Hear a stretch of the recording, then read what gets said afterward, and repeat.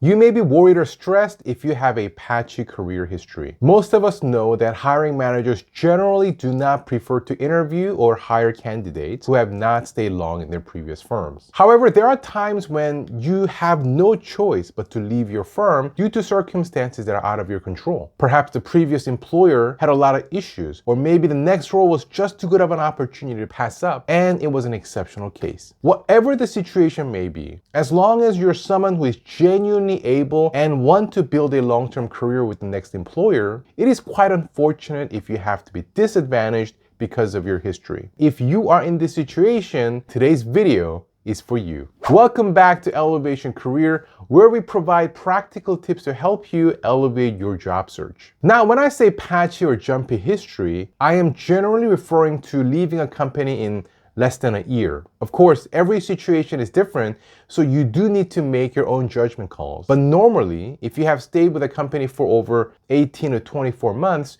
you probably do not need to worry about it. The best thing you can do, and probably should do for your resume in this situation, is to be upfront and provide convincing reasons for your short employment durations. You see, one of the biggest things that hiring managers worry about is hiring someone who will leave them quickly. Suppose a new joiner resigns in a short period of time without delivering meaningful results, after all the time and effort they put in to hire the person and to train them. In such a case, the cost and the disappointment are likely going to be much greater than not hiring at all. This is why when hiring managers see frequent job changes, they wonder if the person will do the same after joining their team and will likely be less willing to consider that person. Therefore, if you want to increase your chances of the first round interviews, it is imperative to ease their concern and convince them that you are not the type of person to keep hopping for jobs and that you want to build a long-term career with them. As I mentioned already, the key is providing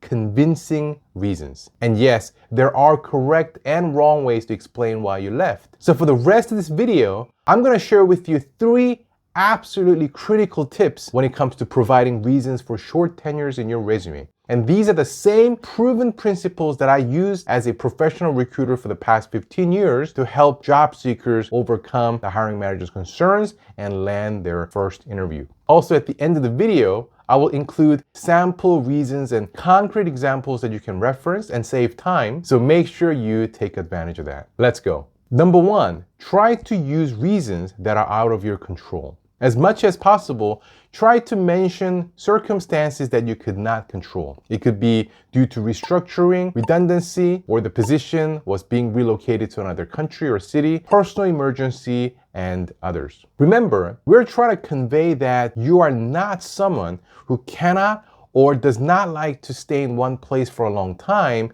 and that the previous short stays were exceptional cases. Therefore, one of the best reasons that you can include would be circumstances that you had little or no control over to show that it was not your deliberate decision. I say as much as possible because I know that not every job change may be due to involuntary reasons. In such cases, of course, you should not lie about it, but if there were multiple reasons for your move, then you can be intentional about what you choose to mention. For example, maybe you found another opportunity where you felt you could grow much more, the salary increment was just too enticing, or maybe it was simply a much superior employer as a whole. But at the same time, there was also some restructuring going on in your firm at that time, frequent senior management changes, or other factors that made you feel less than secure. If that's the case, you could choose to indicate the restructuring or frequent senior management changes as your motivation for leaving, as that would be much more convincing than leaving because you prefer the other opportunity. Also, one important tip is if your previous roles were contract positions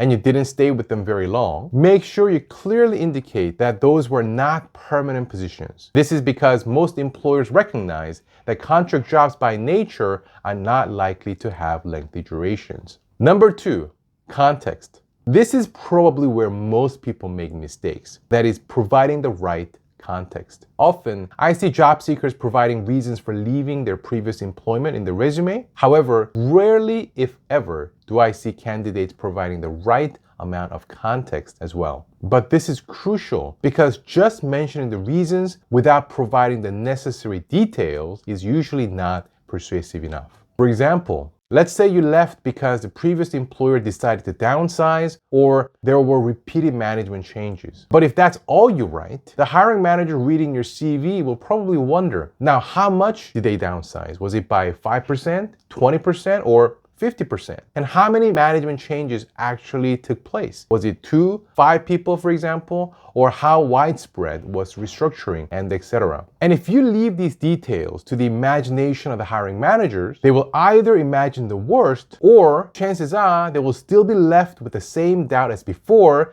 but now with more questions. You want to remove as much guesswork, concern, and confusion as possible by providing sufficient specifics so that the decision maker will feel comfortable enough to decide to have an interview with you. Therefore, try to provide concrete numbers. For example, you can say 30% of the team was let go, or 3 different managers in 9 months, or 40% of the team left in 3 months, and etc. By the way, one major thing to watch out for when providing context is not to blame or badmouth the previous employer. This is typically an immediate turnoff to employers, so make sure you keep your tone neutral and describe the issue matter-of-factly without blaming anyone. Number 3, be succinct. The last tip is to keep it short. You do not want the resume's focus to be on why you left your previous firms. If you make your explanations too long, you can raise more questions in the hiring manager's mind, defeating the entire purpose. The goal is simply to lessen the concern so that the potential employer can see past the job change frequency and invite you based on your skills and qualifications. That's it. I would aim for 1 sentence or maximum 2 sentences only.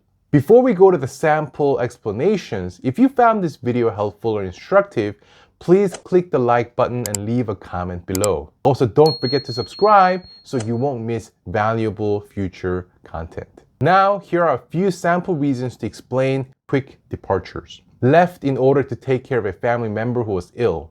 Due to frequent management changes, 3 different managers in 1 year, I felt my position was unstable and needed to look for a new job. I had to leave because my entire department was relocated to another country. In the first 9 months, 4 people in my team of 5 resigned, unfortunately. As a result, I felt my position was quite unstable and I decided to move on. I was transferred to a different team after I joined the firm, which was quite different from what I initially interviewed for. I still tried to work hard and add value, but in the end, I felt it necessary to look for the right career path.